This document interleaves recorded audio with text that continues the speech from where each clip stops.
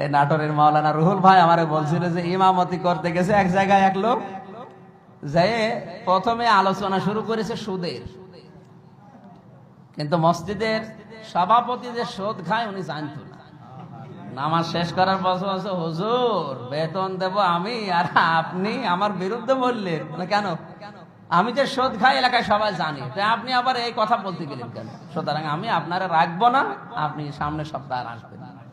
ও বলছে আমি শহরে আর ইমামতি নেব না, এবার ইমামতি নেব একটা উপশহরে, ওই যে নাটোরের পাশে খেজুরতলা, ওখানে নিয়েছে। ওখানে নিয়ে বলছে আমি আর সুদের কথা বলতে পারবো না, ইমামতি চলে যাবে। আজকে আমি নামাজ পড়াবো এমন সূরা দিয়ে, আলোচনা করবো পর্দার, যেন কারো গায়ে না লাগে। ওয়াকারনা ফি বুয়ুতিকুন্না, এই আয়াত নিয়ে আলোচনা করেছে যে মেয়েদের পর্দায় থাকা লাগবে। ওই মসজিদের যিনি সেক্রেটারি ছিল এসে বলছে, হুজুর কি করলেন? আমার বউ বেড়াকে চাকরি করে, এলাকায় সবাই জানে, আপনি এই কথা বলতে আমি আপনারে রাখবো না, দিয়েছে বাদ দিয়ে। তৃতীয় সপ্তাহে বলছে আমি নাটক চলন বিলের ভেতরে, যেখানে মানুষজন কিছু বেশি নেই, ওই রকম গ্রামে যাব। ওখানে গিয়ে বলছে আজকে আর বয়ান করব না, কারণ বয়ান করলে যার বিরুদ্ধে যাবে।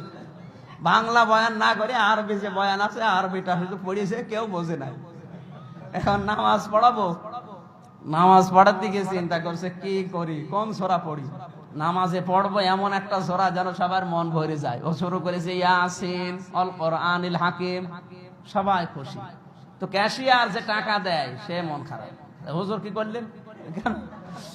এই মসজিদের সভাপতির নাম হচ্ছে ইয়াসিন, আর ওর বাপ মরে গেছে হাকিম।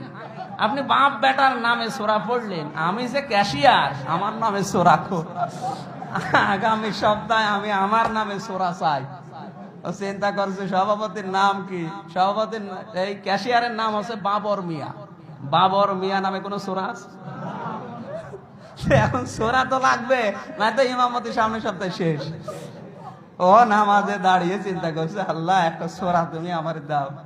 ও নামাজের ভেতরে সূরা ফাতিহা পড়ে বলছে, ইয়া বাবর আনতা কালবন ওয়া আবুকা খিনজির ওয়া জাদ্দুকা হিমার ফাইন্নাকুম লাজাহিলুন। এমন টান দিয়েছে, পেছনে সবাই বলছে আল্লাহু আকবার। নামাজ শেষ করার পরে ক্যাশিয়ার বলতো, হুজুর এই সূরার অর্থ কি? এই সূরার অর্থ আজকে ভালো, কারণ আপনি আমার নাম, আমার বাবার নাম, আমার দাদার নাম, সবার নাম পড়েছেন। সূরার অর্থ বলেন।